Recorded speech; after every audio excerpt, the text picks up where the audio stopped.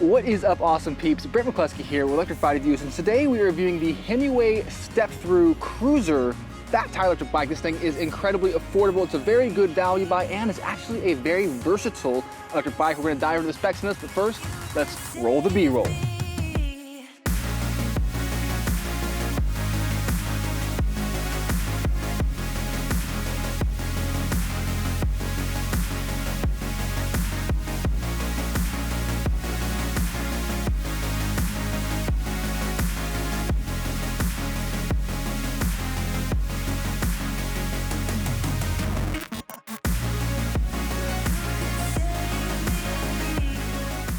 All right, awesome peeps. Again, this bike right here is going to be the Himiway Step-Thru Cruiser, or Himiway Cruiser Step-Thru. I don't remember which way they organize it, but basically these guys have two versions of this bike right here. They got the kind of the step-over frame and then the step-through frame right here, which we are reviewing, but they are, other than that, pretty much the same. This bike right here is going to start for $1,399 USD, $1,399 USD, placing it pretty squarely, I would say, in the upper affordable price point. So it's a good value buy as well. So there's a lot, I mean, there's actually a fair amount to offer on this bike, and I think $1,399 is a very good price point. First and foremost, one of the greatest things about Himiway, I'm kind of impressed by this, is they have a 2-year warranty, a 2-year comprehensive warranty on their bikes, which is pretty impressive. You typically do not see that until you start getting into the several of thousands of dollars, you know, for e-bikes. Typically, you're gonna see 90 days, maybe 6 months. If a really good warranty is a year, so 2-year comprehensive is really impressive. I like that. As far as frame sizes and colors go, not a lot of options right now. This is the only frame size. This is the only color. It's a really kind of like luminescent, kind of glossy white. It looks really good in the sunlight. Clean color, but this is all they have right now. So let's dive into the specs on the Himiway Cruiser right here. Starting in the back, we're gonna have a 500 watt motor with about 80 newton meters of torque. It's plenty of power.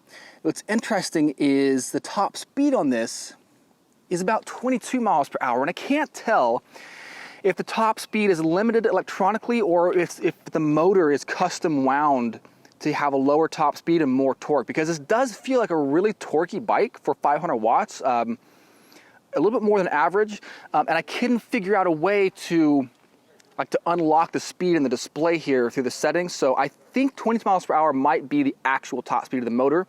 And if that is the case, again, that does mean that you're sacrificing some top speed for some extra torque. So if you want something that's going to climb hills better, that's going to be better at accelerating, it might be better for going through mud or, you know, not the best terrain, this type of motor where it's custom wound is going to be better for you. Now, 22 miles per hour top speed, you can reach that with the throttle right here on the right hand side, and this throttle is live from 0 miles per hour, which is great. So you can be stationary, you can be at a stoplight, you know, at a crosswalk, and you can just twist that thing from 0 miles per hour and it just automatically gets you going, compared to some throttles where you have to engage the pedal assist first before the throttle becomes active, which that's not the best way, I don't think, but it's a good safety measure. So, you know, I guess it's kind of an opinion thing.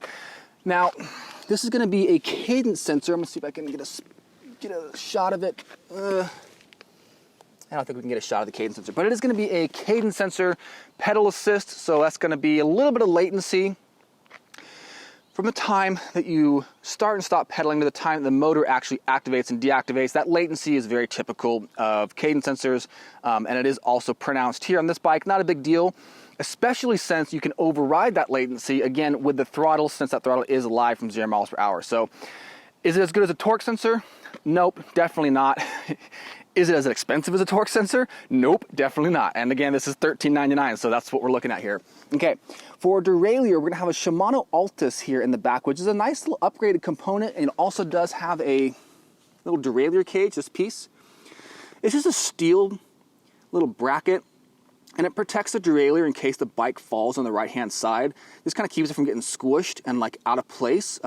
Cheap component, you know, cheap little piece to put in there. But I like it when companies do that. Not all companies do. It's a good piece, and I think it should definitely be there, you know. Now, 7-speed, and that upgraded Shimano Altus is paired with a Shimano SIS Index thumb shifter. So, you know, Look, we've talked about it before. These thumb shifters, they're not the most comfortable shifters to use. Personally, I would rather have seen a Shimano Tourney entry-level derailleur here in the back and then spent that extra upgrade money on some nicer shifters, because the reality is that for an e-bike, like we talked about before, you know, the derailleur is not that important for bikes like this where it's a hub motor and it's not incredibly powerful, you know, 1,000 watts and above. It just doesn't matter as much. So is that a big deal? No. And actually, I'm sure some of you guys are going to want that smoother shifting that comes along with the Altus. So again, just kind of pointing all the different little things out here. Now, the bike itself is going to weigh about 72 pounds or so, so it's definitely on the heavier side for e-bikes, but it's kind of I really like this frame a lot for a couple of reasons. Number one, it's a step-through frame. The more we've tested step-throughs, the more we've come to like them because they are approachable, they're easy to get on and off of. You can place your feet flat on the ground when you're at a stop, and it just leaves you with a feeling of like being in complete control of the bike at all times. So that's really cool, really easy to ride, really approachable. But this frame is really versatile. It comes with this rear rack right here. And this rear rack does bolt onto the frame. It actually screws right into the frame here, so it's pretty solid. It's not like a clip-on type of gig here. It's a pretty decent little setup. So you can use this as actually kind of like a cargo bike. And what's really cool is if you want, it already has pre-drilled bosses in the front here on the actual stem of the handlebar. So you can put a front basket on here if you want. This is important because this attachment point is really valuable, because if you put a front basket there and you attach it to the frame, all the weight of the front basket will be on the frame, not the steering columns. You're not going to feel that weight pronounced when you turn the handlebars. You're not going to be fighting against it. Also, when you have a front basket that's attached to the frame itself, to the stem here, to the steering column rather, when you turn the handlebars, the basket remains level compared to if the basket is attached to like the arch here on the suspension, which a lot of baskets do. Then the basket will kind of tilt as you turn and stuff spills out. So a really cool little gig right here. I love that it comes pre-drilled. It also has pre-drilled bosses right here on the top tubes. If you do want to add a water bottle or an accessory, you've got it right there. So really well thought out. I like that Himiway has spent a little bit of extra effort here on preparing the frame for upgrades, because again, this is like, it's $13.99. It's affordable, but you have the option to, over time, start adding accessories to it to make it an even better bike if you want. So that's kind of cool. I want to go back right here real quick to the chain drive system here. This front chain ring does have a kind of like a bash guard on it. This is an aluminum piece right here. It's going to protect the teeth from damage if you do get a strike on a rock or something if you're going off-road. It's also going to help protect this chain from popping off and derailing towards the outside, which is nice. There's no inside guide, so it can still pop off towards the inside, but with an Altus derailleur, it's probably not going to happen unless you're just really hammering through the gears. Probably not going to happen for you. Battery on this, very impressive battery as well. We've got a 48 volt, 17.6 amp hour battery for 60 miles of range, max range estimated here. That's a lot of juice, especially again for $13.99, kind of surprising. Typically you'd see maybe 10.4, maybe you would see a 14.6, but not normally a 17.6. So a little bit extra juice there. That's going to give you extra range. And it's going to go back to the versatility of this bike. What can this bike do? It can do pretty much everything pretty well. It's a jack of all trades. You can use it for a long distance commuter because of the battery. You can use it for, a cargo bike. You could probably even put a passenger in the back right there if you wanted to, because it's got the power, 500 watt motor. It's pretty powerful. I mean, you can almost do whatever you want on this bike, and I really like that. Suspension, we're going to have no name, just like spring suspension, nothing fancy here, about 80 millimeters of travel. It does help just smooth out the ride. Can you take this off-road? For sure. You can do some light trails on this thing. You're not going to want to do a bunch of jumps. You're not going to want to do anything super technical, but you can take it on light trails if you want to, and that suspension will make that experience more enjoyable, as well as the fat tires here. The extra air volume gives it some more suspension properties. Extra wide tire patch just gives you tons of grip if you're going through mud or whatever.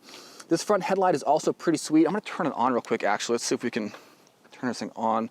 I want to show you guys. This headlight is also pretty impressive.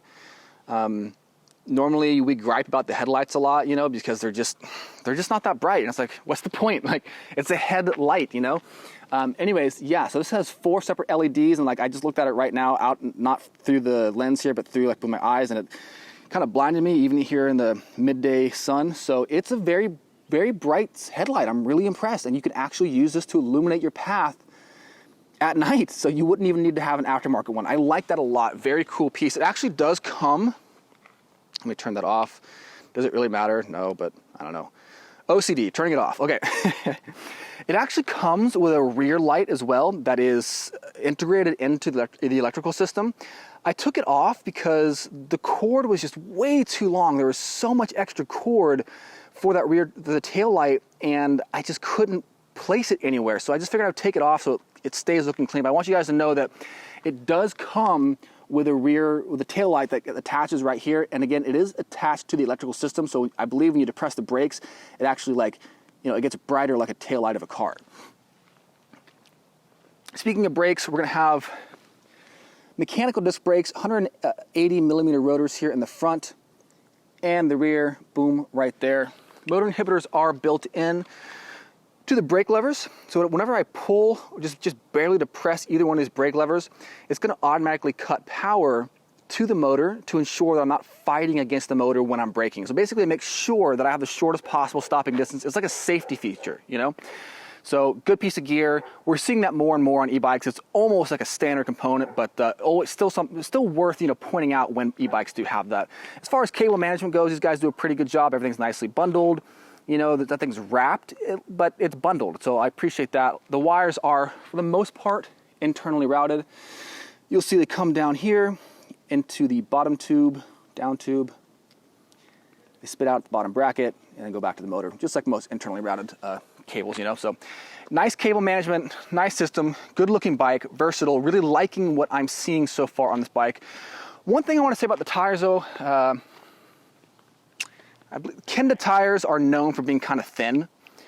So you're gonna wanna throw some slime in these guys, just so if you get a small puncture, you're not gonna leak out on a trail, because that is super annoying. If you did wanna upgrade one thing on this, and we pretty much always say this with Kenda tires, they're not bad tires, but if you have, like where we live, we have goat heads, we have tons of little thorns and thistles, and we always get flats. If you don't have to worry about that where you live, these tires are gonna be fine for you. It does have a rear fender plastic, so it's not gonna rust if it gets scratched. I think it also does come with a front fender. We just didn't put it on because I don't think it looks that great. I like it when there's no front fender, but it does have that if you want it. Going back to the electrical system here, to turn this thing on, it's gonna be a long press of the power button right here that will bring the display to life. This is I haven't seen this display before. I don't know if it's actually from Himiway or just rebranded, whatever. But yeah, here's the display. 5-bar battery indicator here up top, what level of pedal assist you're in, current speed, and then the odometer, only a mile here on it. If you tap the power button, does anything happen? No, if you tap the info button, nothing happens. Oh, yeah, okay, if you tap the info button, it'll go to max speed. Tap it again, it'll go to average speed, and if you tap it again, I think it goes back to the current speed. If you do want to turn the lights on, you're just gonna do a long press right here of the light button. You're just gonna hold that, and you'll see on the screen, there should be a little light icon that turns on. Boom, right there. And if we go back to the front headlight, you'll see that, yes, it is indeed still on. Let's go ahead and turn them off real quick. Again, that's just a long press here. Boom, that turns off. And then the light is off as well. If you guys do wanna try to mess around with the electrical system, most of the times to get into the back end of displays, all you have to do is just hold the up and down arrows. Typically, that's what you have to do. Sometimes it's a little bit different, but typically that's all you gotta do. So let's try that. We'll hold up and down, and you'll see it does enter into the settings menu.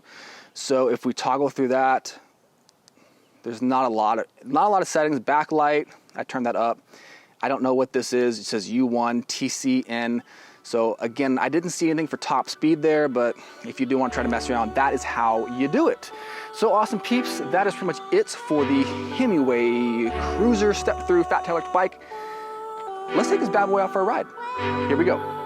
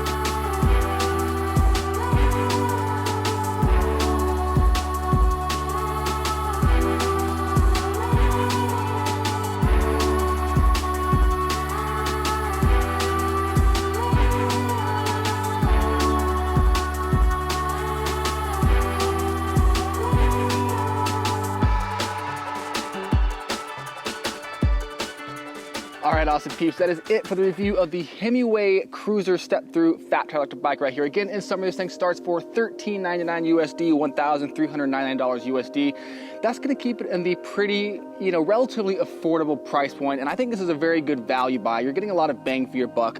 Like we talked about, some of the cool things about this bike is it does have that 500 watt motor. That's kind of nice. It's gonna give you plenty of power, plenty of pep to get you where you need to get going. 22 mile per hour top speed, throttle and pedal assist, so you got versatility there. The battery is probably one of the coolest pieces on this bike. It's going to be that 17.6 amp hour battery, really pretty much larger than average, and it's going to give you a lot of range. So again, back to versatility, this thing can be used as a fairly long distance commuter. It can be used as kind of like a cargo bike. It does have a rear rack right here, and like we talked about, because of the bosses all over the frame, especially that front one, you can add a basket that's going to be very stable if you do want to add more cargo. The fat tires gives it some better suspension qualities. It does have front suspension. It's got that powerful front light, so you actually could ride this at night if you wanted to and see your path, compared to a lot of the other e-bike lights that we see that are kind of just there for increasing visibility, but not really throwing out too much light, if you know what I'm talking about. So yeah, that's pretty much it for this bike, awesome peeps. I hope you enjoyed this review of the Himiway Cruiser Step-Thru fat tire e-bike. Hope you're having a fantastic day, staying out of the smoke, staying safe from COVID, masking up where you can, and yeah, just chilling, enjoying life. I think the weather's getting better. I think things are looking up. So anyways, I hope you guys are having a great day. Thank you for watching, and I will catch you next time. Peace.